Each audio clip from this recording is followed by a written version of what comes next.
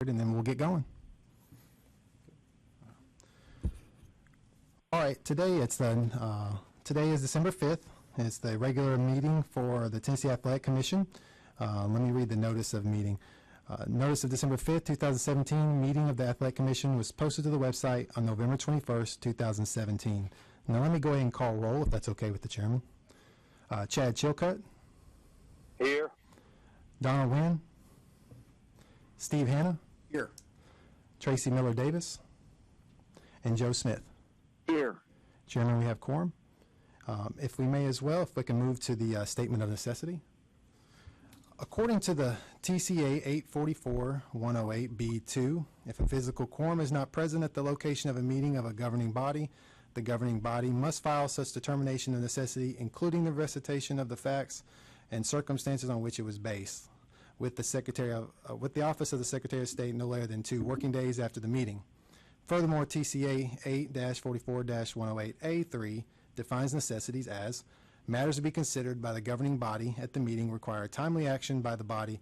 That physical presence by a quorum of the members is not practical within the period of time requiring action, and that participation by a quorum of the members of electronic or other means of communications is necessary.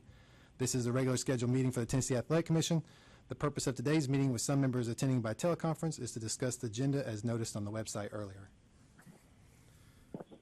If we can move to the next item, that would be the agenda. If everyone's had an opportunity to look at that. Okay. If I may, if we can revisit the statement of necessity and just take a roll call vote to accept that. And I'll just go, first of all, do we have a motion to accept the statement of necessity? So moved. Thank you, Joe. Do we have a second? Second. Steve Harris seconds. And then we'll just do the roll call vote. Just aye or nay, we'll get it done. Chad Chilcutt? Aye. Steve Hanna? Aye. Joe Smith? Aye. Thank you, gentlemen. We'll move next. And just as a reminder, any vote taken by the board today will need to be by roll call vote.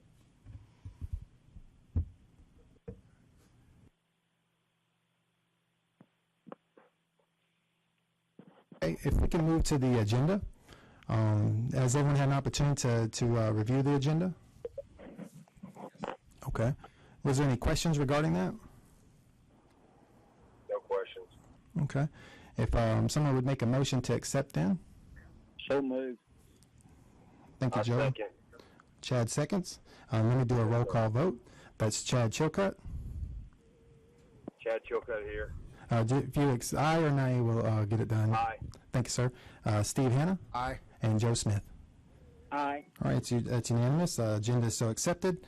If we can move to the minutes. The minutes were very brief, as you know. We did a teleconference.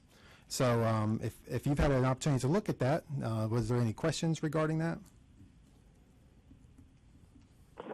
I've had a chance to look through them. There's no questions. So Okay. Do we have a motion then to accept the minutes? I'll make that motion. Mr. Chairman Hanna made the motion. Do we have a second? Second. Chad Chilcutt. Okay. Second. Now for the roll call vote. That's Chad Chilcutt, Aye. Steve Hanna, Aye. and Joe Smith. Aye. All right, the minutes were so accepted. If we can now move to the director's report. I'll just quickly go over the budget. Not much has changed as far as trending. You know the challenges that we're faced with in the Athletic Commission. But I'll just quickly run over the numbers. Now, to the benefit of you that are listening, I'll try to hit the highlights, okay? Basically, the end of the fiscal year, 2017, in October, we had total expenditures of $13,000 grand total there. And then we also had different cost backs. We had, those are other expenditures, $13,000 in that regard. We had total cost backs of $107,000 for total expenditures of $120,000. And then as far as revenue, we brought in net revenue of $152,000, which left us a reserve balance of last year of $32,000. Of course, those numbers aren't news to you, gentlemen. We've went over those before, but just kind of wanted to review that so you kind of get a snapshot of where we're at. So we were sitting at $32,000 as of October. If you move on to those of you that have the benefit of that, if you want to move to the last trending analysis where we just track each of the months prior to the meeting. Well, of course, you're aware of the revenues that we bring in, what those mean, what case revenue is, and what the state reg fee is. We talked a little bit about administrative cost backs a little bit, discussed some of that. Just to refresh your memory, administrative cost backs include the athletic commission share of the liquidation of all administrative cost backs from the programs. The share is determined by licensing count, number of complaints, and budget plan, which accounts for roughly about 0.44%. So, of all the programs, we're not quite at a 0.5%, whereas some of the larger programs like Cosmo and Barber, you're looking at about 16%. So you kind of get the idea about where we lie there. So those are the administrative cost backs, but where we really get hit is the field enforcement. Of course, that's not news to anyone. We're trying to mitigate some of that through some of the part-time inspectors, and as we get those updates, we'll provide those to the commission as well. There was one item that I'd like to discuss just quickly. It was regarding complaints.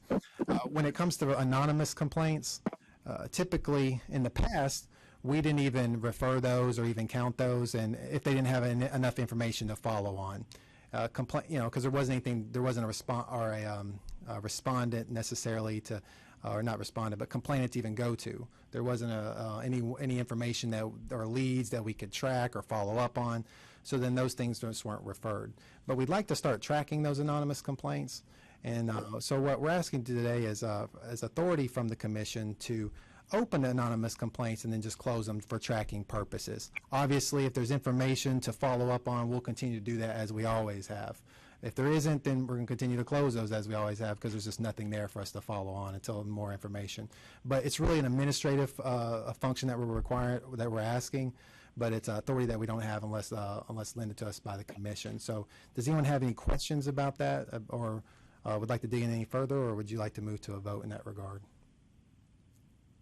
I think it's a great idea, just as long as we make sure we put forth the effort on the back end, just to.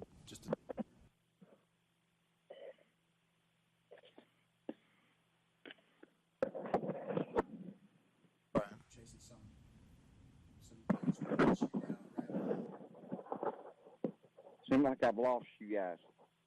Joe, are you still there? I'm still here. Okay, great. Chairman Hanna, if you would like to just kind of, in summary, state basically what you were describing. I think, in essence, you were saying, and correct me if I'm wrong, I don't want to put words in your mouth, but as long as we're maintaining the due diligence that's already in practice, and there's not new information, that you would be okay with that? Was that what you were saying? That okay. Did anyone else have any other questions or comments that they'd like to make in regard?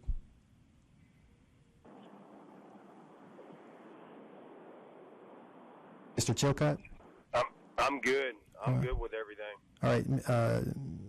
Joe Smith, did you have any comments or questions? None at all. Okay. It's just a common sense approach to me. All right. If someone could make a motion in that regard, then. I'll make the motion. All right. Steve Hanna, do we have a second? Chad Chilcutt, I second it. All right, and let me do a roll call vote then. Chad Chilcutt, aye or nay? Aye. Steve Hanna? Aye. Joe Smith? Aye. All right, thank you, gentlemen. That's all I had for the director's report.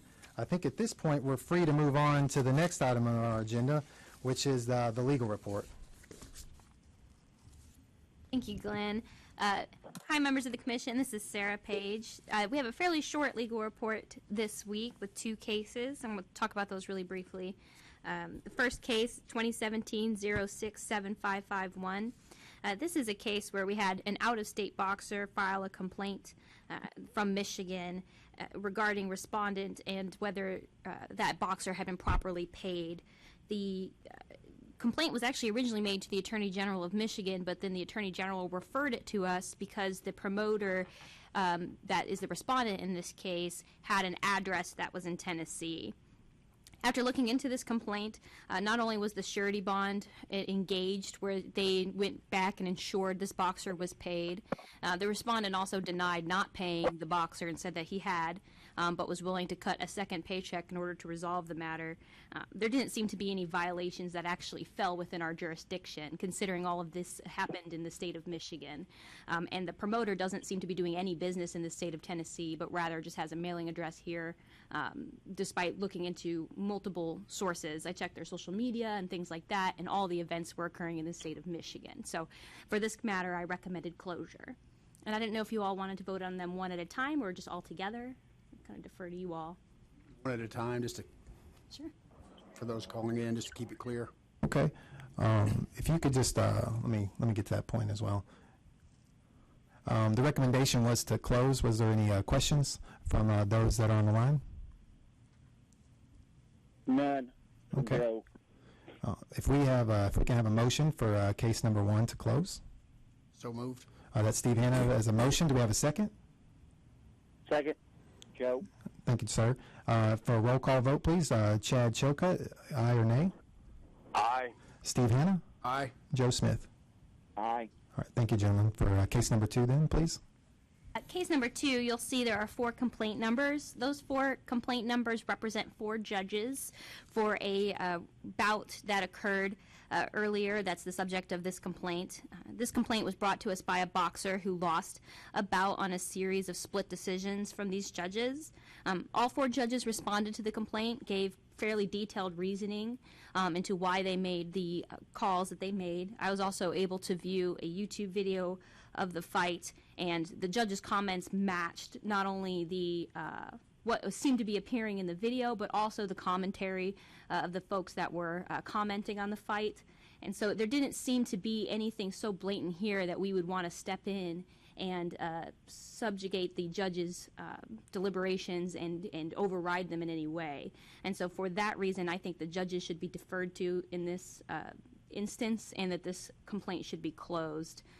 The boxer basically stated that he believed he was a better boxer in the round, and when you watch the round, these are new boxers. It was a kind of a difficult round. It was heavyweight, so folks probably weren't up to the physical stamina required to really have an aggressive fight, and so it did make it difficult to judge, which is why you probably see some split ballots on different rounds. So for that reason, I don't think there's any reason for us to step in here. Is there any questions as regards to the council's recommendation to close? None here. The boxer, this is Joe, the boxer is not alleging that there was any kind of rule violated. All he's doing is he's complaining about a judge's or judges' judgment. Correct. There was some Yeah, commentary that he believed the other combatant was leaning on him excessively during the bout. And you can even, when you watch the bout, you do see a little bit of the leaning as they get tired as the bouts went forward. But you would see also the ring judge stop them and break them up sufficiently. And in fact, almost in time with the commentary on the video saying that it was about time for that and that it would occur. So there was a little bit of that, but I think both combatants were fairly exhausted by the end of that round. Yeah, we can never, just as a way of comment, and I'll make the motion that we close it as recommended by council, but we can never get into the waters of trying to overrule our judges unless there's some type of infringement of the rules that they may have missed. So that's a slippery slope if we ever get into that. I agree. So I make a motion that we accept council's recommendation. We have a second? I'll second. I'll second. All right, we got Steve Hanna. All right, that's great. Then it looks like we have a second. Then if I can go ahead and do the roll call vote, aye or nay will suffice. It's Chad Chilcutt. Aye. Steve Hanna. Aye. Joe Smith. Aye. Thank you, gentlemen. Looks like to our next order of business was one of our promoters, Matt Young. He sent a letter that he wanted the commission to review for consideration and discussion. Did each of you have an opportunity to read that? Yes. Okay. Yes. Okay. If I may, I'll just invite Mr. Young to the podium, and then he'll be available to address your questions, and then I'll also give him a copy of his own letter as well, so that if you need to reference any of that, then you may do so. Good afternoon, members of the Tennessee Athletic Commission. I was looking over the rules, going over the rules, and discovered some discrepancies in what I thought as a promoter, what I was paying for fighter insurance. I had actually sent this to Mr. Kopchak, and it came back that it was correct. The rules weren't rewritten, and it was $50,000 for insurance, not the $25,000 that most promoters had been paying. Once I found this out, I talked to Mr. Loy of Valor, the MMA promoter, and he was under the impression it was $25,000 as well. He had done some research himself and talked with Mr. Jeff Mullins and kind of found out about it, and I think you'd done some digging as well and found that this board looked at reducing it to $20,000 or $25,000 maybe in 2012, but action was never taken. So the two of the things, not the first part, but the second two are what I'm talking about the insurance. I've redlined them and put them in there with language. Obviously, legal staff would have to make it right, but we as promoters would like it to be officially $25,000. When you look at our direct competitors, which are the 7 states that touch Tennessee, $50,000 puts us out of the market. There won't be fight. We can't afford it. It's double what it would cost us right now, and I'll just go to Mississippi and cross the border and put on a show for what I'm saving. It's just not. Nobody is using this amount. I've never had a claim of $25,000. I don't know, none from Mr. Lloyd behind me. He's shaking his head no. So we're looking at the standard industry and our direct competitors, which is our neighboring states that touch us, and $25,000 would still be a lot higher than them. I think Mississippi's $2,500, Kentucky's $10,000, Georgia's $20,000. So at $25,000, we're still higher than everybody else, and that's what we're asking, and we immediate relief to get this changed as quick as possible. I don't know what we can do to make it happen, but we really need that done. Do you want me to finish the whole letter? No, let me just, if I can, Okay. summarize some of the main points, and then, of course, feel free to correct me as I go, okay? But according to the letter, there's 2 issues that promoter Matt Young and I discussed that he mentioned in his letter.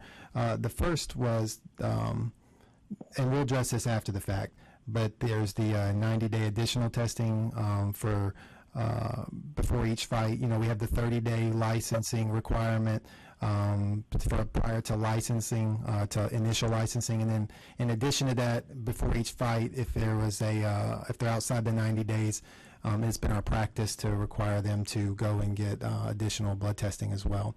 So we'll address that as a separate issue after we deal with the medical insurance first. So, but what he's discussing in the letter, and you've seen the letter, you've read the letter, was just when we have a $50,000 requirement for medical insurance. Well, I've looked at our forms and I looked at the website, and it was listed $25,000. So I thought initially that was a mistake. So I contacted legal and checked with legal to see if there was any filings that were missed that our website hadn't updated, because that has happened once before. And so, but once they assured me that there wasn't any additional filings, that it is in fact $50,000, of course, we immediately instructed our promoters that going forward we have to do the $50,000 in adherence to our own rules. We changed the website, the forms, as a result of that. But we did do the research to the other states, and Mr. Young is correct. Out of the, let's see, out of the states that touch us, you're looking at 8 states. Alabama and Georgia require $20,000. Arkansas and Missouri require $10,000. Kentucky require $5,000. Mississippi and North Carolina require $2,500. Virginia is the only one that requires $50,000. So I went back into our records to look at the minutes. Aisha assisted with all that, digging that up for us. And as we were reviewing that, we realized that this was initially discussed back in 2012. And the proposal then was $20,000, not $25,000, not what Mr. Young is asking for $25,000, which would still put us above everyone except for Virginia in our immediate area. But, and is also what in practice what we've been doing the last several years. But however, as we looked at that, Virginia was the only one that was 50,000, and when I looked at the minutes, there was discussion, and one of the objections to it being lowered at that time was the old exception where it comes up, the exception to the rule where, how are we going to cover for a life flight, a medevac of some sort, if that happened. But of course, you can't write rules according to the exception because that's why they're the exception.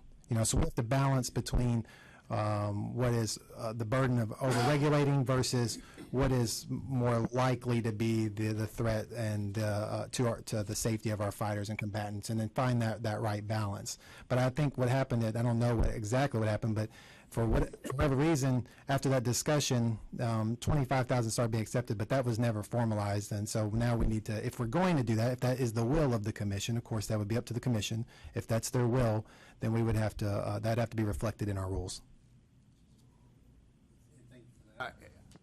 So I've been fortunate enough to serve on the board since this whole thing was passed, and I think that was 2007 when we became an official commission. And one of the the tasks that we've been given is to make sure that we have the members of the state of Tennessee protected as good as we can. But what we also, I know, as a commission from the very onset, we wanted to make sure that we remain competitive within the industry. And so I guess I'm at a loss as to how we ended up landing on 50, because I do remember this coming up in about 12, but I just can't remember what was decided. So if we got states that are successful and their limits are at 10 or 15, with the one outlier of Virginia at 50, I certainly wouldn't be opposed to trying to figure out how to get to the 20. Would be my input. Sir, Mr. Young. And I just put on the letter 25,000. I would actually like to see it 20,000 because that is still well above the average from everybody else. I just put 25,000 because that's what we're always paying. Refer to the board to make the proper decision on what that limit should be. So don't take that 25,000 as necessarily what I want. That's y'all's decision to make that. We would just like to see the relief at least to that. And any more would be very grateful. So. Thank you. Mr. Chilcutt, Mr. Smith, did you have any comments or that you'd like to add? Well, similar to what Commissioner Hanna just stated, I've been around since 2007 as well,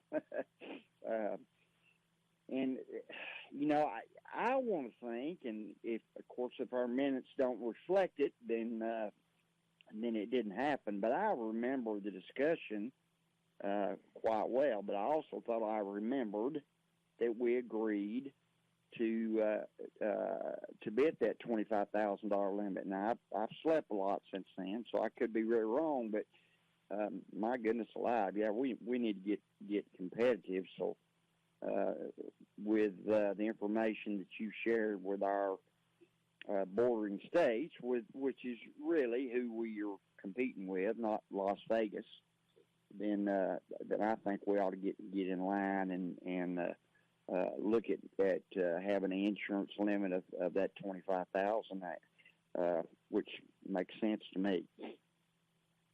Mr. Chilcutt, do you have any comments? I agree totally with that. Being in 25 or 20,000, if at all possible. So we're in line with everybody right around us in surrounding states. Well, then, if that's the will of the commission, then what we would have to decide now would be what amount, 20,000 or 25,000. 25,000 would put us in the lead short of Virginia. And then 20,000 would put us on par with Alabama and Georgia. And then under that would be Arkansas, Missouri, Kentucky, Mississippi, and North Carolina. So 2025, the commission did discuss 20 as the option back in 2012.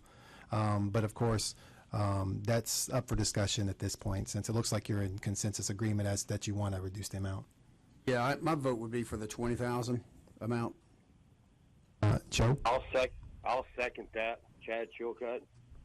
Joe, did you have any comments before we make I guess, the official vote and get it moving in that direction? It sounds like we're moving in the right direction. I was going to ask the question in that maybe Matt can answer. I certainly couldn't answer, and probably you couldn't either, Glenn. But what in terms of premium to the promoter? So if I'm a promoter and I'm having to buy $25,000 worth of insurance versus $20,000 worth of insurance, what is the difference in premium cost?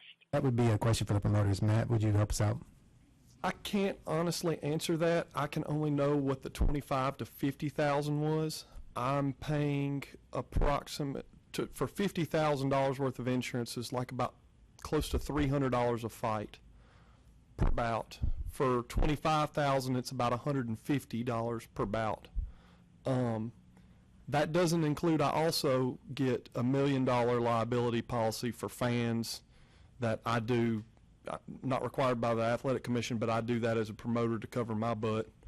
A light falling, the building catching on fire, somebody coming in there and shooting up the place. That I do the $1 million outside of the fighting realm, but the 150 is about where we're at, and I'm, I guess take a little bit off the top of that, so it would probably push it below $150 about. Well, I think, Matt, certainly the $1 million liability is important, and these days most venues require that anyway. So that's certainly wise. So I'm good with Commissioner Hanna's motion that we move to 20,000. Please. I guess that's a second to Steve Hanna's motion as well. Just give me a moment. It looks like legal would like to just add a couple comments right quick. Okay. This is Tony Glandorf, Chief Counsel for the Regulatory Boards Division. So if I could just kind of add this to the conversation, if I could, that goes directly kind of on this point of $20,000 or $25,000, and maybe Liz and I, your attorney for the board, are sitting here kind of scanning some of these documents here, because the whole concern of, like, back in 2012 there was these minutes of potentially changing it and whatnot, and so we looked at those minutes and there was no rule change, so the rule has remained the same. but as we're sitting here, we've kind of like went behind the rule and went back to the statute. What is the statute that talks about the medical coverage, and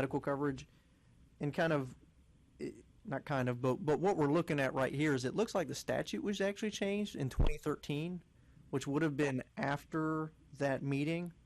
I'm assuming it may have happened because of that meeting, and the statute, not the rule. The rule says $50,000. The statute actually says $25,000 right now.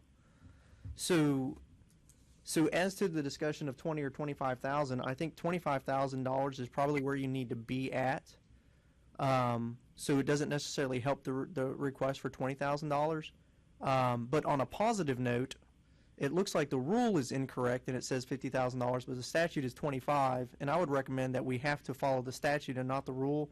And what we should probably do is immediately put back on our website $25,000 requirement, and then let's go ahead and change our rule going forward. And I think that's probably where the confusion came in on. And it's not unlikely for boards and commissions to ask to change a rule and then realize that they've hit a statutory problem, and that may have been what happened back in 2012. So I think $25,000 is your limit right now, but the good part of it is that's probably why the website was updated in the past, is there was a statute change and there was never a change to the rule. So it creates a lot of confusion in there. But the rule, just because we're being recorded here, 68-115-211, and that specifically says that promoters for professional contests of unarmed combat shall provide proof of medical insurance coverage. It says basically in here, in an amount not less than $25,000. You have a rule of $50,000. I think we can go with that and go ahead and start amending the rule to meet that requirement, if that's what you all want to do. Mr. Glenn, thank you for the input, and that would avoid us having to go back through any kind of legislational change, if you will, or statute. This would, so we could pretty much hit the ground running at 25. The rule change, right?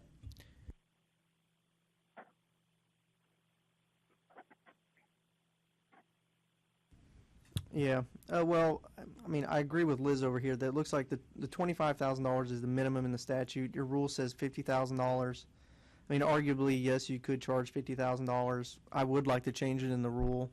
If I could do, I think we could do that very, very quickly if we get the board's authorization today, if the commission's authorization today, and if we could do that in the next, while the meeting's going on, I'm gonna write up some other information that I'll need for you all to approve to get the rulemaking go ahead and started. But if we do this as fast as possible, we could have it done. The rulemaking process takes a minimum of 90 days. I'm thinking 120 days probably is where we could be at on this. My question, though, is 20 versus 25. It's referencing 25 Yeah. in the. It is. that So would- it looks like your statutory minimum is 25 right now. Yeah. We would have to change the statute to get lower than that.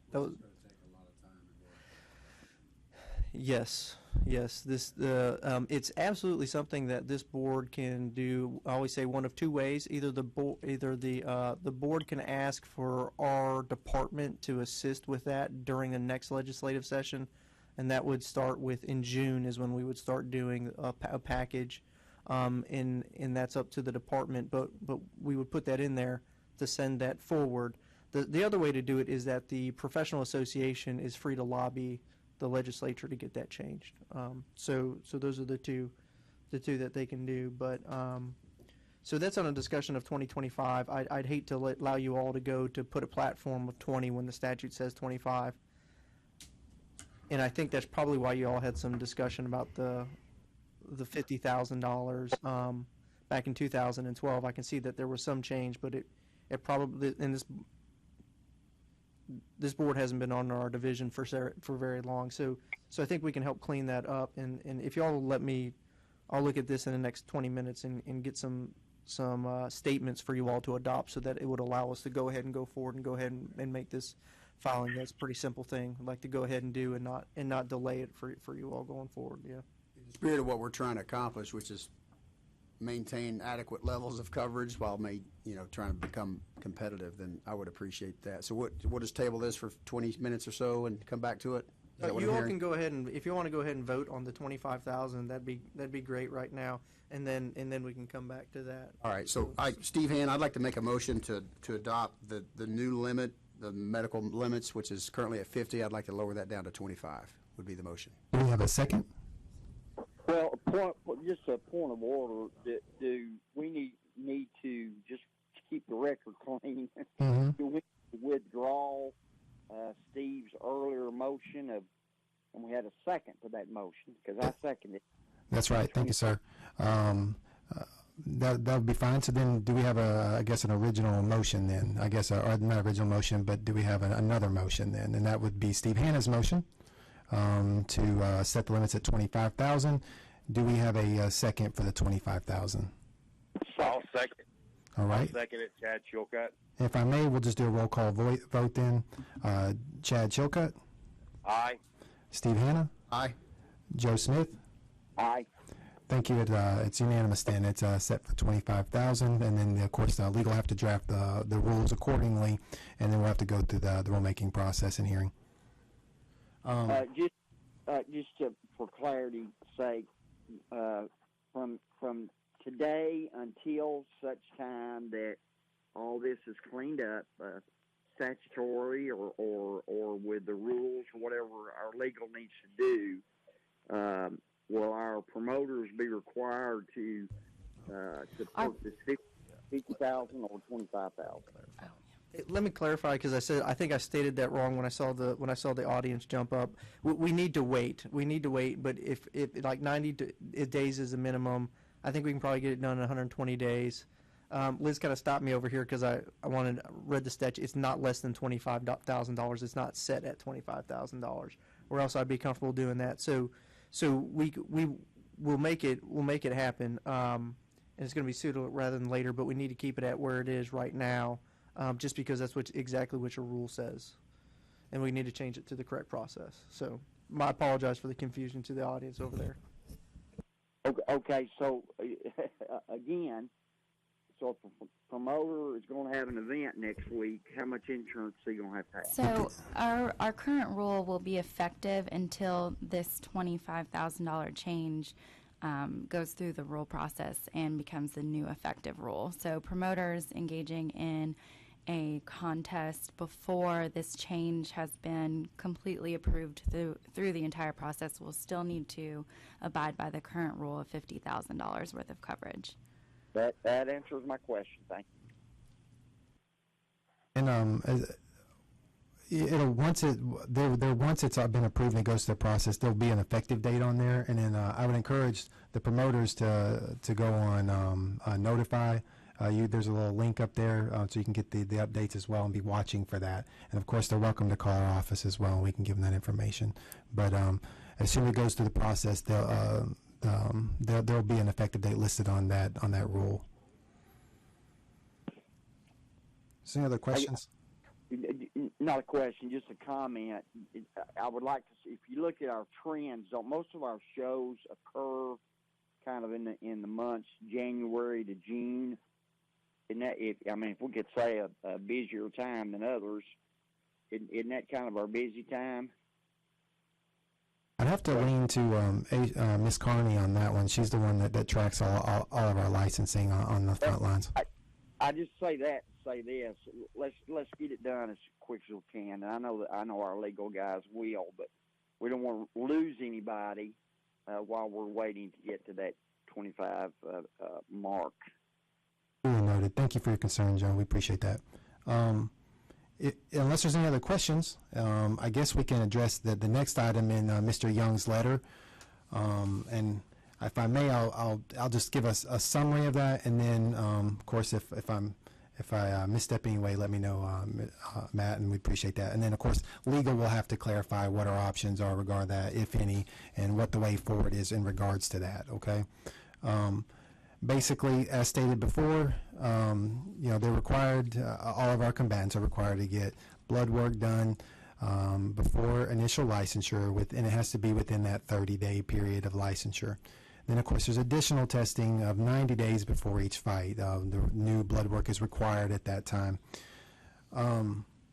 Now, if Mr. Young was requesting, instead of the 90 days, if 180 days would be permitted, which would also be in line with some of our other states like Georgia, Kentucky, Virginia, North Carolina, and Missouri requires 90 days, with Alabama a year, and much of that is initial licensing. Not all, or many require additional testing. However, he's requesting that 180 days rather than the 90 in current. Now, however, there is some clarification, interpretation of the statute as it in its current form, and then I'll have to defer to legal in regards to that.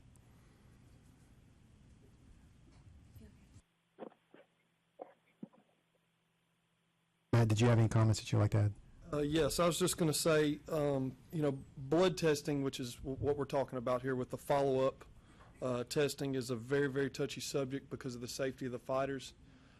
It is highly important.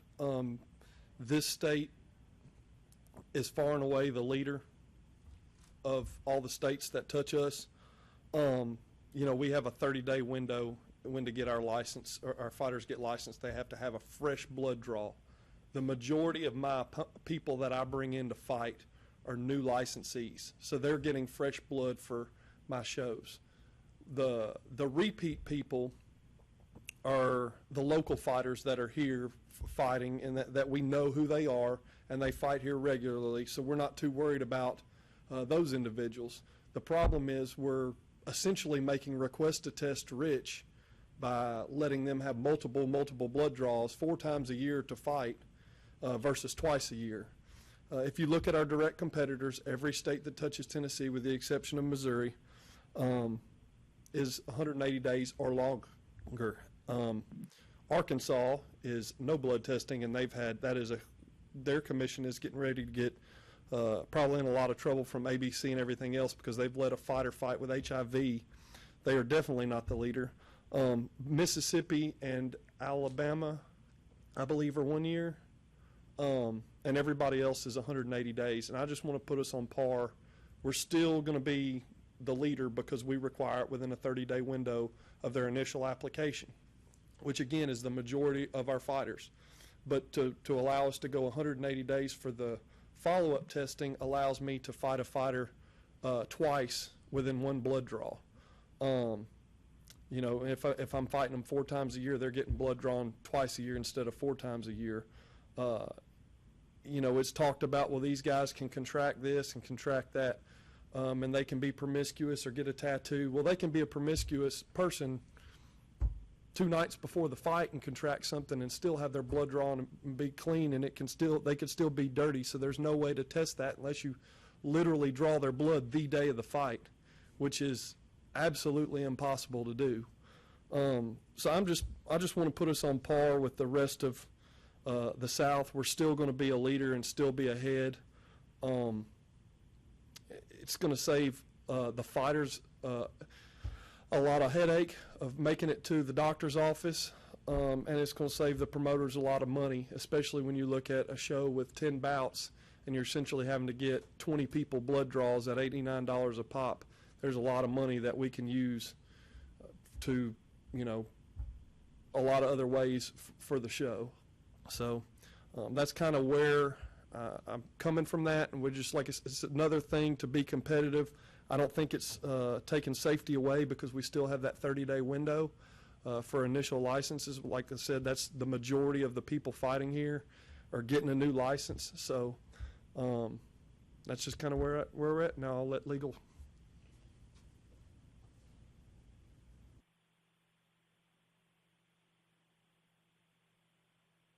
So this is Tony Glandorf again. So I'd be interested in hearing maybe what the commission members, how you all see this issue, because the statute is written that indicates that someone who's outside of a 90-day window are subject to further blood testing before another fight. So that's in the statute. So I'm not sure where the commission lies on this because the commission is authorized to interpret a statute so long as they have a reasonable interpretation. And so, depending on kind of how the commission wants to view this issue, I could give more guidance on that. But I mean, right now it's traditionally, the way that it is read and the way that it is done is that outside of that 90-day window, somebody who is going to fight here in Tennessee will have to submit another blood test, and that's how we've looked at it since I've been with the commission going forward. Though I know the exact issue of coming up is that it allows for it requires more testing than maybe some other places that do have. So I'm not really sure what your thoughts are, because quite honestly, this is kind of a sticky topic for the department where we're trying to weigh what is good for business versus the health of the citizens out there, and kind of what we're doing to as far as we can to ensure the safety of those fighters out there. So I'm open up for y'all's thoughts at first. But my response would be, have we had a chance to research the states that do neighbor in similar fashion as the medical limits? And if so, what those findings were? I went on their website, and then I looked at their rules and their requirements there, and the blood work was for Georgia, Kentucky, Virginia, North Carolina was 180 days. Missouri was 90 days, with Alabama a year. So that gives you some sort of gauge, some sampling to kind of get an idea of where they land.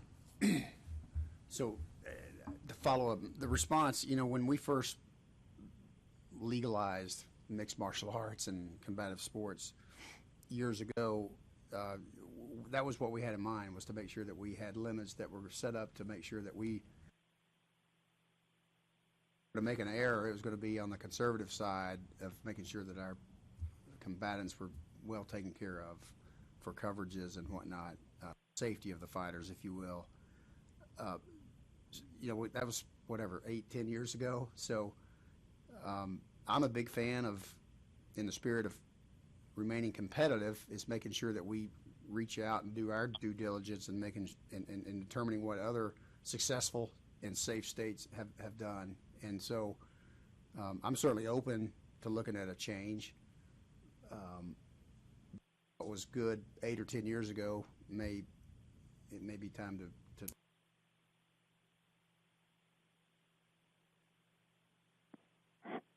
Joe, you've got similar history as the chairman. Did you have any comments to include Mr. Chilcott? Just maybe this is a stupid. So forgive me if it is a stupid question, what I'm about to ask. If a combatant has competed in another state, let's say 60 days ago, so he was blood tested 60 days ago, and he comes into our state and he wants to compete, does he have to have another blood test in our state, or do we honor those tests where he may have competed in another state? It depends, because if he's getting initial licensure here, then we would not honor that test because he's outside the 30 days. But if he was already licensed here as well, then we could use the blood work from, let's say, Georgia within 60 days, because that would fall within the 90 for the requirement for additional testing. Okay. So the way we have it set up now with the 90 days, then a new combatant has to do that every 90 days.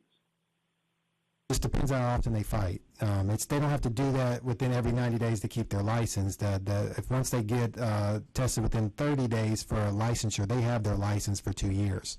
Now, when they want to fight, they have to have a recent blood work within that 90-day window, and then that would require additional testing. Yeah.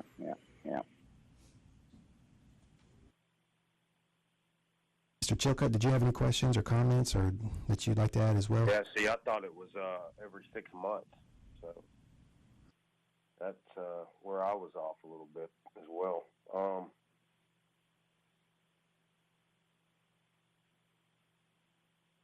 The consensus, it sounds like we would be open to the change. What would it would entail for us to consider? So there's a couple different options legal was looking at earlier today. The statute pertaining to this issue is Tennessee Code Annotated 68-115-403C, which reads, a professional combatant shall be subject to additional blood testing for infectious diseases if more than 90 days have elapsed since the combatant's license was issued. So we tossed around talking with the AG to see if the commission could interpret subject to as far as amending this change in your rules. If the commission can't interpret subject to be flexible in your rules as far as changing the amount of days, then the commission could move forward with trying to pursue a statutory change. And so this is Tony Glandorf again. And so what we would like to do is, if this is an area that you all would like to look at, then what we could do is between now and the next meeting is we will look and determine. We will internally look and make a decision on whether or not we believe that you all would have the authority to make a rule that would interpret it, that we could create some kind of a mechanism by which people that are, outside of the 90-day window but within a 180-day window are subject to additional blood testing, but it not be automatic.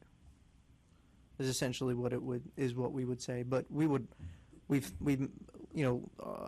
Liz and I have kind of looked at like those options that we would have out there, but we wanted to get y'all's opinion on it first to see if you wanted to go a little bit longer, 90 days, and if that's what y'all want to do, let us look at it in between now and the next meeting and come back with y'all with our thoughts on whether or not y'all would have the authority to do that and what that language would be. And all of this, of course, would be subject to review when the rule went forward to the Attorney General's office, but we'd like to give you all initial thoughts, but we didn't want to come back with too much.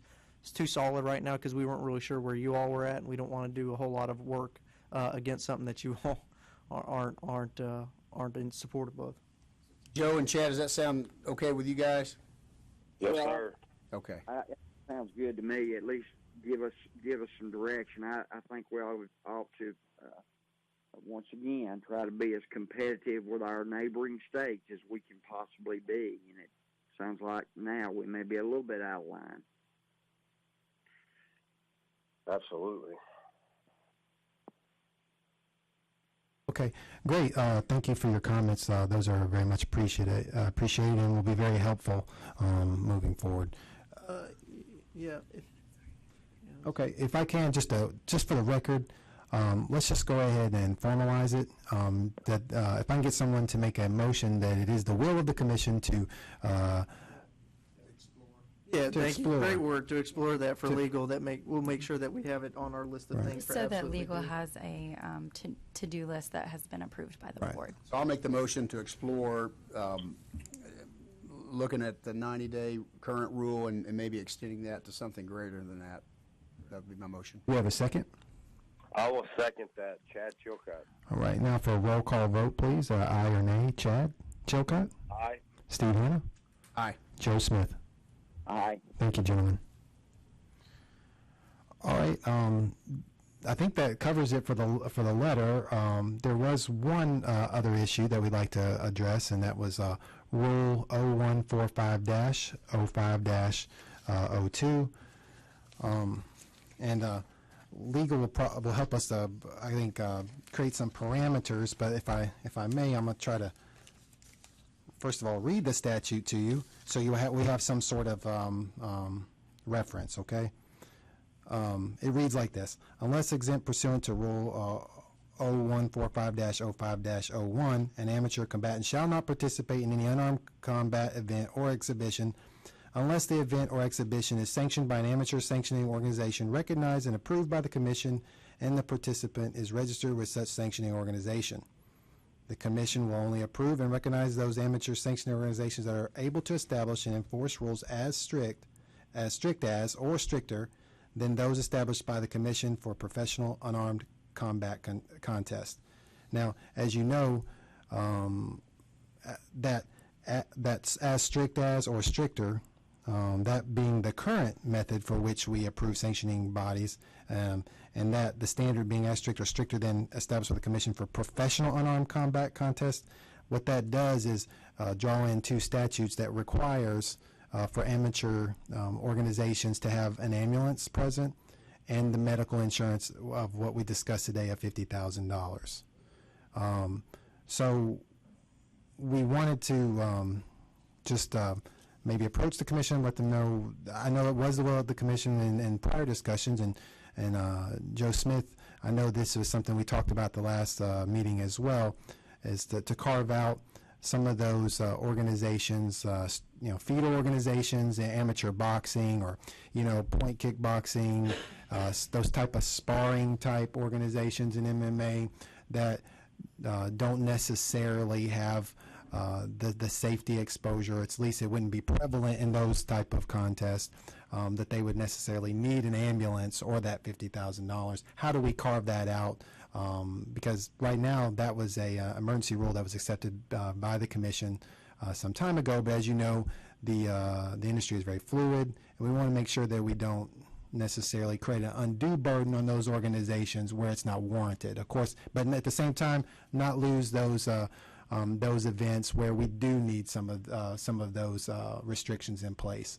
So we'd like to appeal to the commission for their wisdom in regards to that, their direction as to how we go about that, but also that legal's done their homework as well and provided some possible venues or avenues that we could take to assist in that as well. So if I may, I'll defer to them in that regard.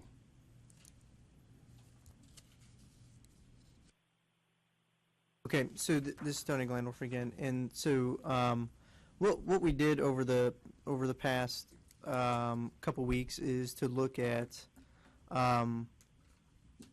what other states have done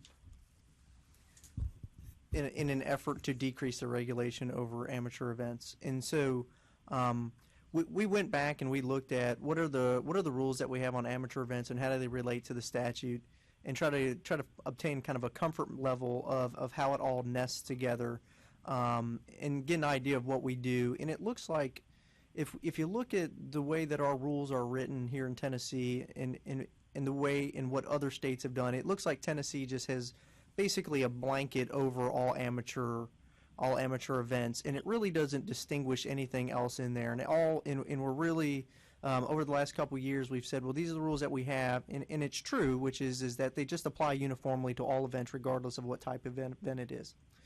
And so what we have seen, or what has been prompted to us over the last year or so, are these I guess this is probably a bad terminology for it, but almost like a subsect of amateur events that really probably pose less safety risks, and they're being held to the same safety requirements that we have for professional contests, and it's really getting to the point where we're having a lot of requests that these be amended and looked at.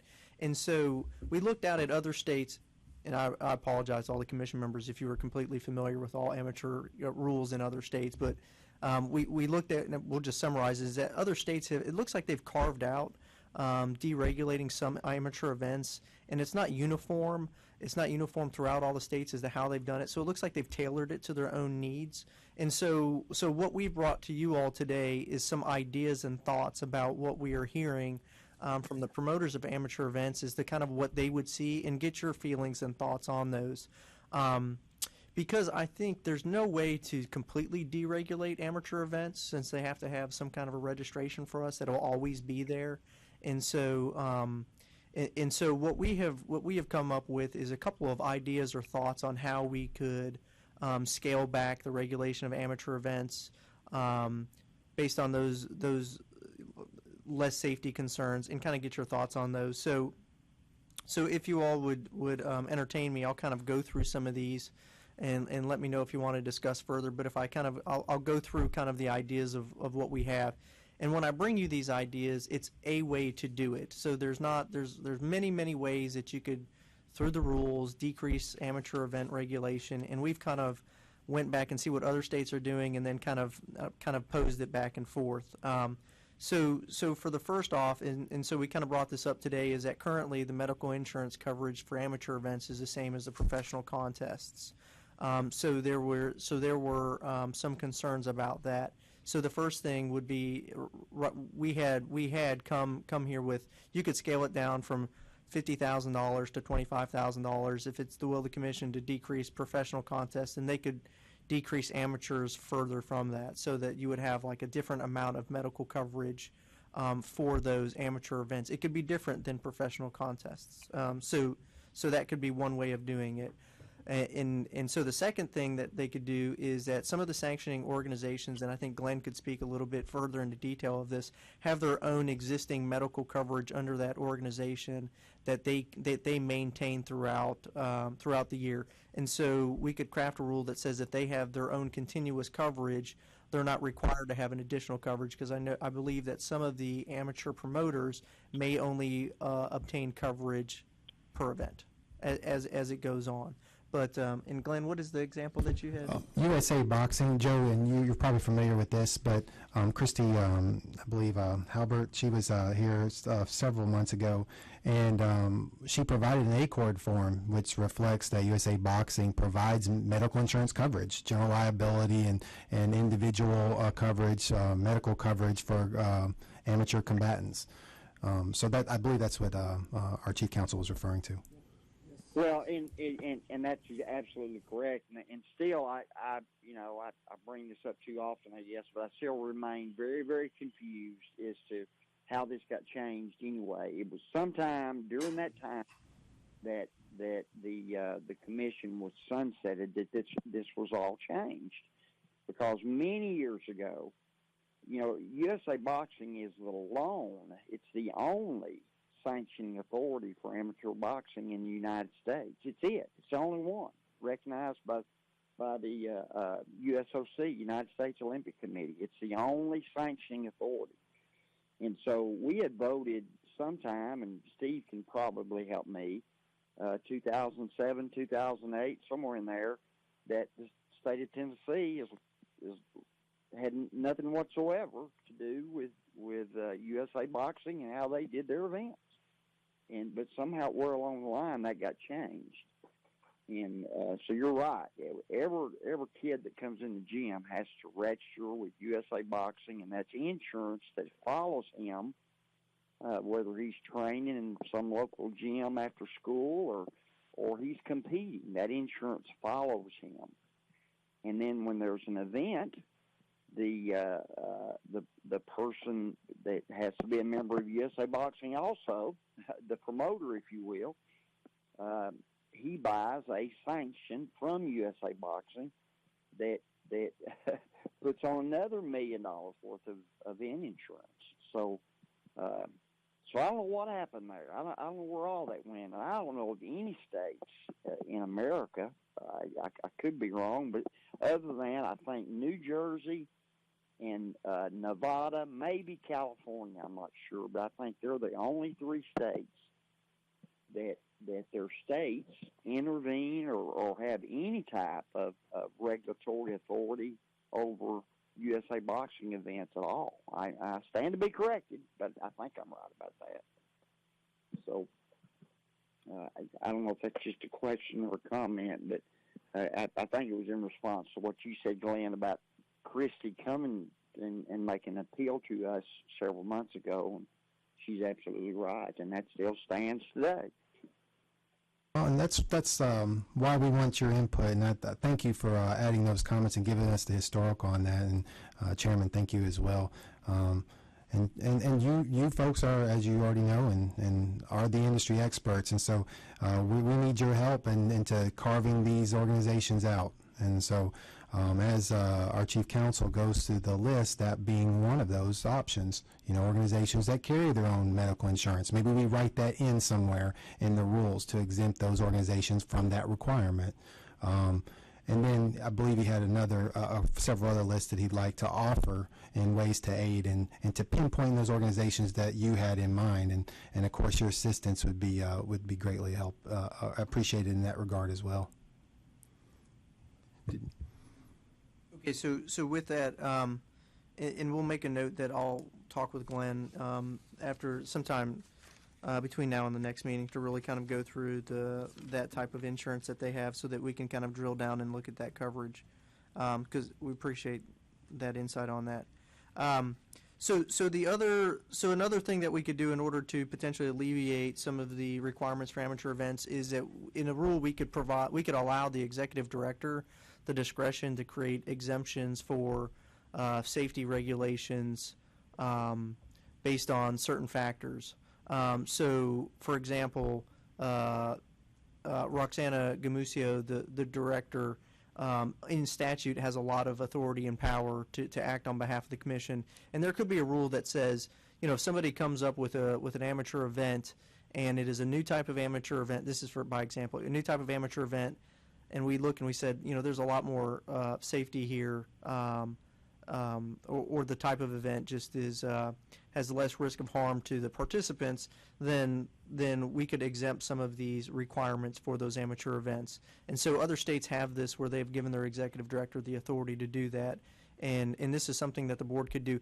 We would generally like to put some kind of factors involved that, based on these factors, which is the potential risk of harm to the participants, to what safety, what is the reason that the safety has been mitigated, so that we would go through this, so that we wouldn't get into the scenario where somebody says, you all can, you all exempted them for something, why don't you exempt us for it also, so that we have some criteria that we're going by.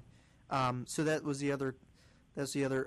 Additionally, I think over the past year there's been some concern about the requirement for ambulances and medical personnel to be at the amateur events, and I think we could look at multiple ways of looking at that. I think we could say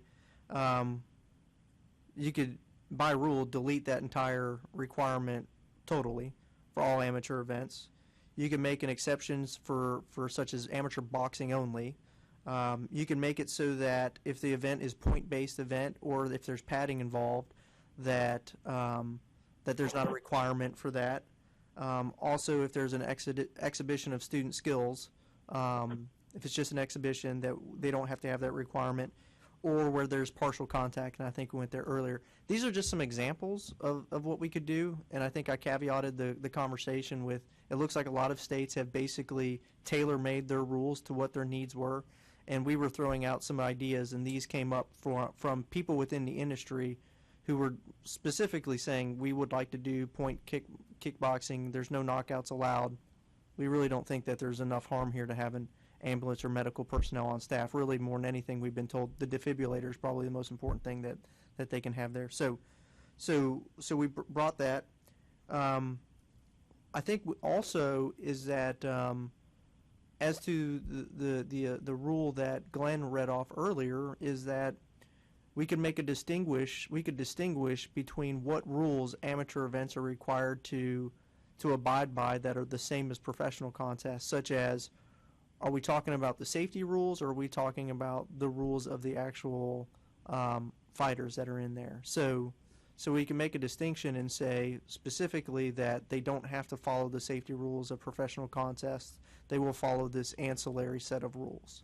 And then lastly, I think there could be a potentially of eliminating a lot of confusion on certain events if we created by rule a definition of sparring and put in there what is sparring, so that we could eliminate questions is, why are you regulating this, because that appears to be an amateur event but you're not regulating that. So we could go into what is a sparring event, maybe that's more of an exhibition of skills or whatnot, and so you could throw a lot of things in there that are not amateur events at all.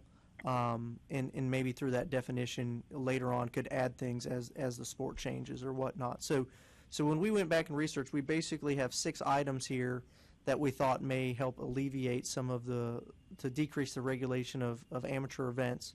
And we throw these out as thoughts for you all and the commissioners who are on the phone. I apologize you don't have this in front of you, but we can get this to you and we can potentially explore this. But I would like to get your thoughts if there's anything that I said that you completely disagreed with, or if there's anything that you would like to highlight that you all kind of thought was a good idea or whatnot. Well, I'll start because I'm the only one that's fortunate enough to look at the document, and these will be emailed out to the rest. We will, and I apologize. When I meant to bring this down to the meeting, and then it just kind of completely forgot we're going to have 2 members on the phone today. No problem at all. So all of these, I think, are, first let me express my appreciation for all the research put into these great ideas, because they're all great ideas. The only 2 that I guess I would have possible issue with is in item number 4, A and B. I mean, I would be in favor of adopting C, D, and E. The only issue is, even at amateur boxing or whether it's even a jiu-jitsu match, there's still plenty of injuries that occur that might. I mean, I think about even football games. You know, there's always an ambulance close by, and that's not really a combative sport. I mean, it's a contact sport, but that's just my input. I think it might benefit. But C, D, and D are spot on. I mean, I've participated in enough back in my teen years of just karate matches, if you will, and those are very safe. You're padded from your ankles to all the way up to your neck, just about. So, the chances of somebody sustaining a serious injury is pretty slim. So, I think these are all great ideas. That's my input. And Joe, you may want to expound on the amateur boxing, the exception potential. Was there anything that you'd like to add in that regard as well? I too appreciate. Sounds like you guys have done a lot of homework in looking into all of this. I certainly appreciate that. I would be interested to know that in your research, speaking to specifically amateur boxing, what did you find that other states are doing? That's a question for legal. I'm gonna, Joe. I want to be very, I want to be as clear as possible and not give you more than probably you asked for. And sometimes I tend to do that. So if you don't mind, I'm gonna look at my notes right quick, Okay. and then I'm gonna try to give you just kind of a short of the long. Okay. Okay. Alabama has granted broad discretion to the executive director. So basically, when it requires bond or ambulance requirements, they basically allowed them discretion to make that determination. Arkansas, they carve out student training or exhibitions for what they determine combative sports. What they do is they redefine combative sports and to not include martial arts schools or anything for recreational purposes, point-based type and partial contact, and you've probably seen some of that showing up in some of our recommendations. They're all very different. Just like our chief counsel described, they're all very very much catered to their for lack of a better term, market. Their industry that's unique to their state, and so. We have to. So what we're trying to do is thinking about in terms of Tennessee. What's Tennessee's needs? What's prevalent here? And one of the things that Georgia does is they carve out any amateur unarmed combat in which they wear protective gear. And so that's one way that they go. Missouri, they deregulate amateur combat sports entirely, but by deregulation, that's not to assume that there's no regulation happening. They just give that over to the sanctioning body, but then they're very specific about what sanctioning bodies they'll approve, and then that's when their criteria comes into play. So they leave it to the sanctioning body just entirely, but then they approve the sanctioning body based on their criteria. The board will review the criteria. Yeah. So that's one way that Missouri goes. North Carolina also leaves regulation entirely to sanctioning body as well. And then of course we will oftentimes look at Nevada and New York as well, just since they're bigger markets, bigger industries, and they too exempt karate-like tournaments or point kickboxing in particular. Any exhibitions, where there's not. When it's truly a school trying to build their base, those are exempt. So that's kind of the short of the long. That's the high points. If that helps give you some kind of gauge, and it may be a combination of several of these things to catch everything that Tennessee is trying to target. But you didn't answer my question, Glenn. That's great information. But my question was specific to amateur boxing, and the reason, of course, I make it specific to that. Number one, that's my number one passion. But more importantly, is that it is the sole sanctioning authority. It's not like a lot of the MMA, for example, that may have several different sanctioning authorities that maybe have different set of regulations. In America, we only have one. We just have the one that's recognized by the United States Olympic Committee, that's appointed by United States Congress. I see what you're saying. Yes, yeah. To USA Boxing, those that leave it to the sanctioning body, that sanctioning body, as you noted, is USA Boxing when it comes to amateur boxing. So then they would leave it to USA Boxing entirely. Yeah, and that's been my argument all along. Specific to, specific to amateur boxing. Now I realize that, and of course Chad and these guys know a whole lot more about some of the other combat sports than I do, but specific to amateur boxing was what I was speaking to, Glenn, because there's so many things that we're required to do now, or if anything, we're over-regulated. The ambulance issue, and I think Christy Halbert spoke to this a little bit, USA Boxing does require that an ambulance be on site if it's a national tournament. For example, we had the Eastern Qualifier here in Chattanooga several weeks ago, and they had to have a ambulance on site at all times. But if it's just a local club show or one night event, then USA Boxing does not require an ambulance. But recently we learned, of course, from you guys that the state does. So that was kind of Christie's argument, I think. Yeah, it was USA Boxing. It's left to USA Boxing in many of the other states. If that was your question. Yep. That was my question.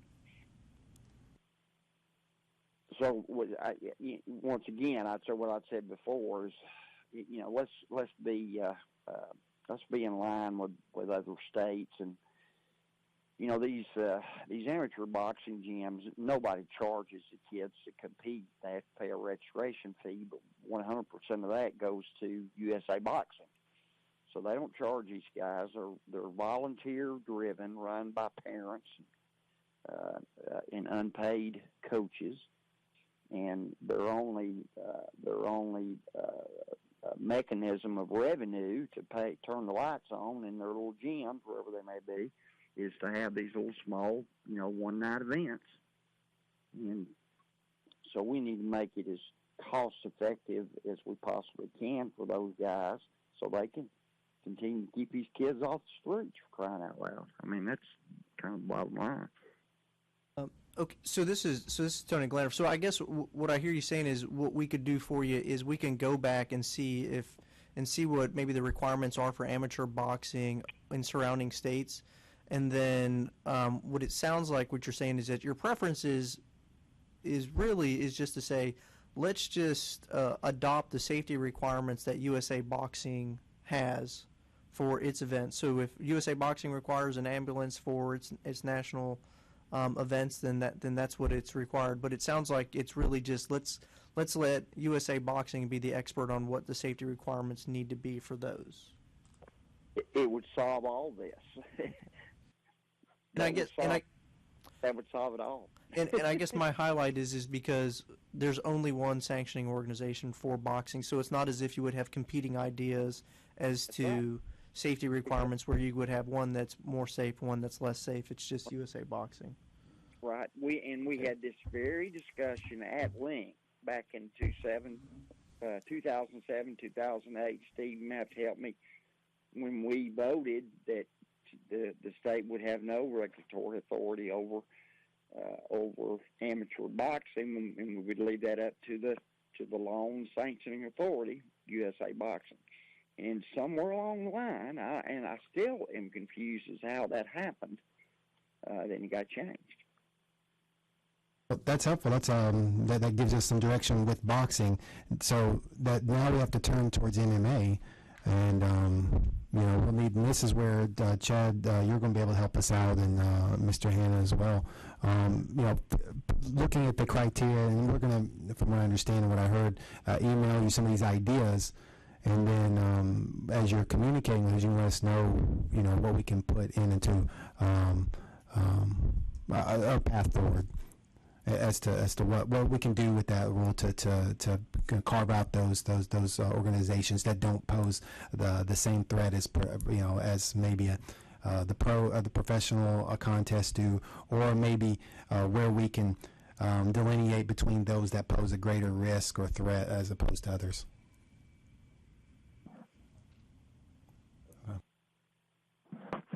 Yeah. So would it be fair? First of all, I'm a big fan of the Nevada Athletic Commission. I mean, they've been doing it a long time, and I've also had the pleasure of meeting several of the folks at the Georgia Athletic Commission, and I know, Mr. Glenn, you referenced some of the rules or strategies that they've used. I think we could probably benefit by looking into those and seeing which of those we like and what we don't like, and then come back at some future point and maybe vet out some final. Right. Great. So we can do that. We can look at those things. I think your next meeting is in March. Okay. So let us look at this, and if we can internally discuss, and if we can get to developing good language, a way of doing this to speed up the time frame is it's possible if we develop something we think we can share, we can individually email it to you all, not for discussion amongst you all, and then you all could send back Glenn individually your thoughts on that. And we may, and it may be necessary if we're to just have a quick telephonic emergency meeting where you all may want to discuss and authorize, kind of go somewhere further so that we can get ahead of the March meeting or have something more of substance so that we don't lose momentum kind of on this issue, because we'd like to kind of move forward with it since you all have given pretty good feedback here that we can go ahead and take some initial action on starting to look at this and draft things. And Joe, I want to make sure that we summarize this in a way that is clear. From what I'm hearing, we're going to be treating boxing and MMA as two separate tracks. I mean, so boxing, how we're going to deregulate that is to defer to USA Boxing, the sole sanctioning organization. That was your input. That's absolutely that solves all of our problems. Okay, so then the issue then becomes MMA then. Yeah. Okay. Chad, does that sound okay with you on the MMA side of things? And Joe, is that we're just going to wait for that email on Mr. Glenn and his team? They'll put together some notes and shoot that out to us at some point in the future. Yeah, because I'm processing y'all, and you have a lot there. You know, obviously the notes that we don't have. So I would definitely need to look at those and the email and do the next meeting and go from there. All right. Gentlemen, then if we can do like we did on the last motion, just if somebody would make a motion to explore the option for these exemptions and drafting language for a potential rule change, that would be helpful. So moved. That Stephen gives us a motion to explore rule language. If do we have another second? And I'll second that, Chad Chilcutt. And if I may do a roll call vote, ayes or nays will suffice. Chad Chilcutt? Aye. Steve Hanna? Aye. And Joe Smith? Aye. Thank you, gentlemen. It is unanimous. And if we can just have a motion to adjourn. I'm sorry. I'm so sorry. Oh, we do have an update. I apologize. I did not communicate further. So, sorry. No, go. You go. Oh, okay. So I asked earlier if you all could give us 20 minutes so that we could draft just a quick write-up of what needs to accompany a rule that has been adopted to move forward on. And earlier you all moved forward to adopt to have the medical insurance coverage amended from the rule of $50,000 to $25,000. Let me give you a caveat because I want to admit that I told you something wrong earlier, and I want to go ahead and correct it right now and try to create as little confusion as I can. But earlier I told you that statute was amended in 2013, and it went from $50,000 to $25,000. And I told you that's the floor ceiling. You can't go any further below that because you all had a discussion of going down to potentially $20,000. So I'm apologize because I was wrong in that because we were looking at the 2013 amendment. That statute was amended back in 2016 also, and it deleted the requirement of a minimum of $25,000 for medical coverage insurance, and it says that it's an amount that's set by the commission. So by rule. So you all can, it says it's amount set by commission by rule. So I apologize that I gave you all the wrong information, but you all are free to make it any amount that you see fit. And so you all were at 25,000, potentially talking about 20, and I stopped you there, and I want to apologize. So sorry, we went back and had to look in the back update, and so that's a little embarrassing, but I want to correct it before we walk out of here today, in case you all wanted to bring up that discussion from whether or not you wanted it at $25,000 or $20,000. And then once you all solidify that, I'll give you all a few minutes to talk about that. Then I do have a statement that I would like for you all to adopt on those rules. So Joe and Chad, the original motion was to entertain adopting the new limit of 20,000. Are either of you opposed for moving forward with that?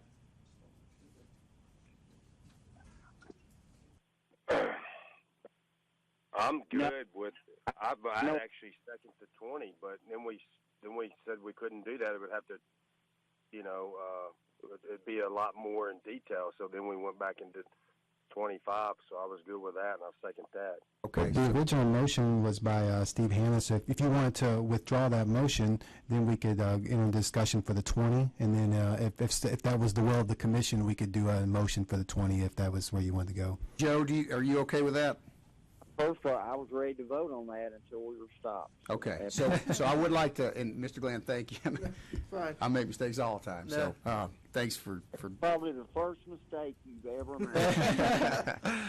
So I would like to withdraw the motion to adopt the $25,000 limits and make a new motion to adopt the $20,000 minimum medical limits versus the current $50,000. That's the motion. Thank you, Chairman. Do we have a second for the 20,000 medical insurance limit? I second that. Chad Chilcutt. Okay. If we may do a roll call vote then, ayes or nays will suffice. Chad Chilcutt, Aye. Steve Hanna, Aye. Joe Smith. Aye. Thank you, gentlemen. Did you guys have more updates?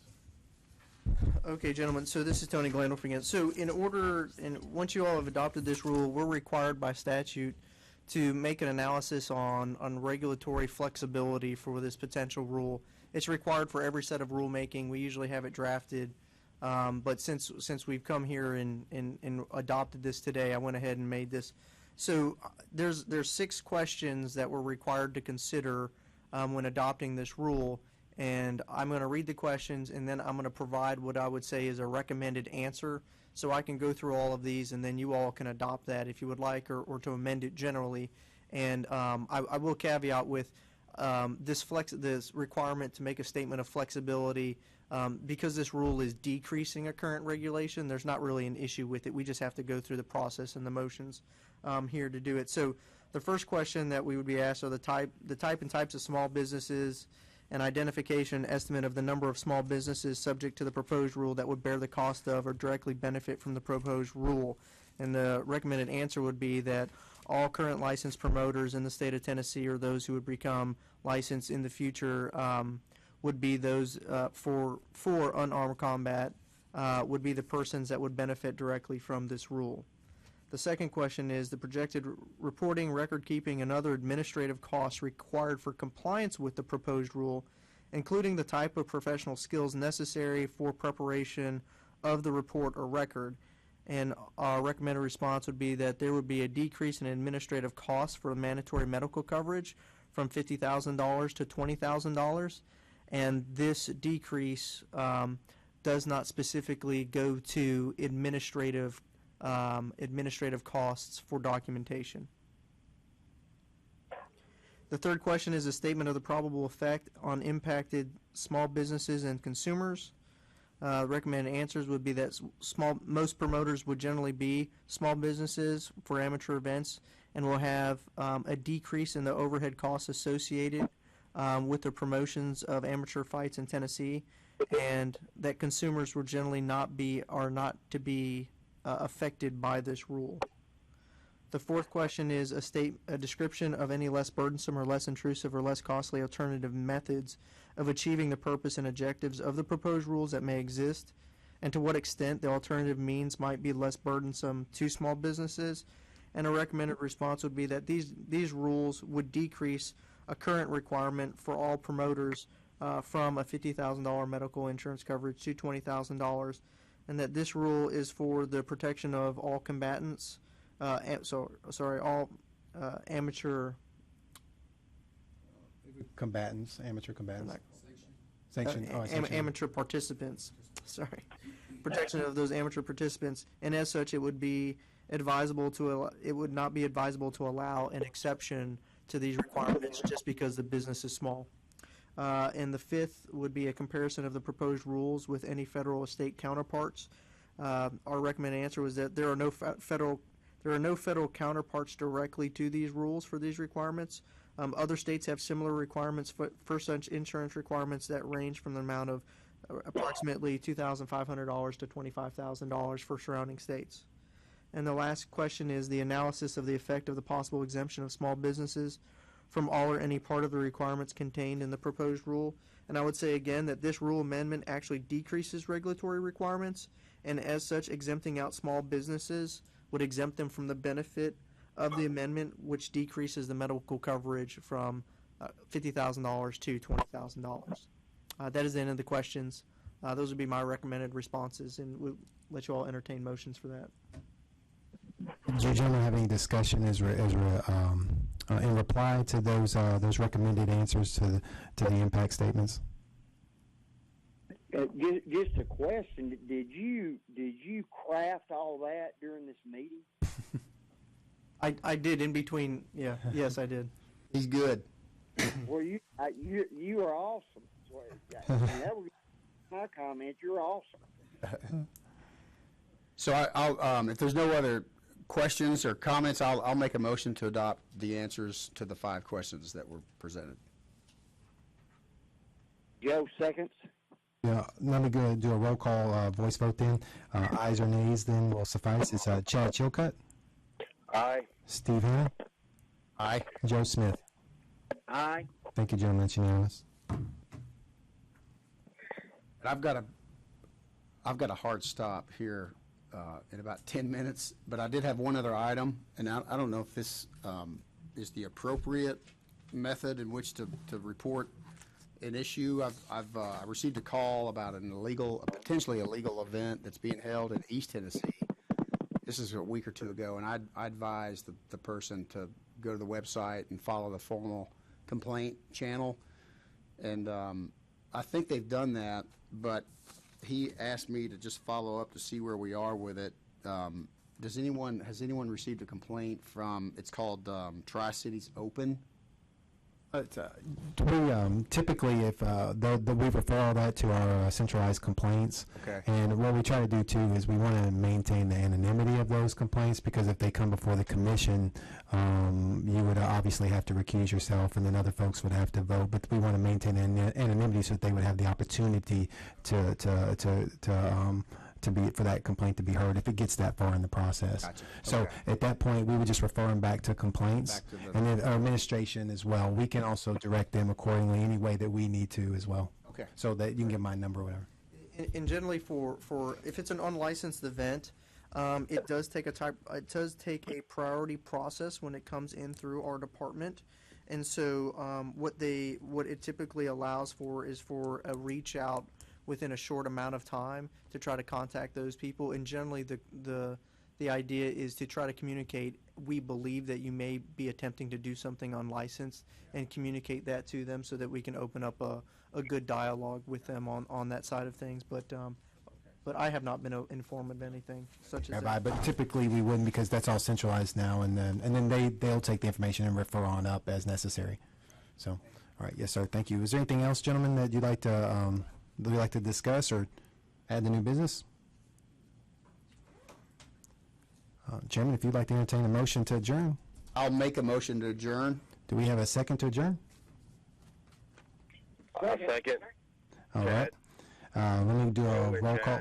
Let me do a roll call voice vote for adjournment. That would be ayes or nays. Chad Chilcutt. Aye. Steve Hanna. Aye. Joe Smith. Aye. Gentlemen, we're adjourned. Thank you very much. Thank you. All right. See you guys. See you, Chad. Thanks for calling in. Great job, everybody. Thank you.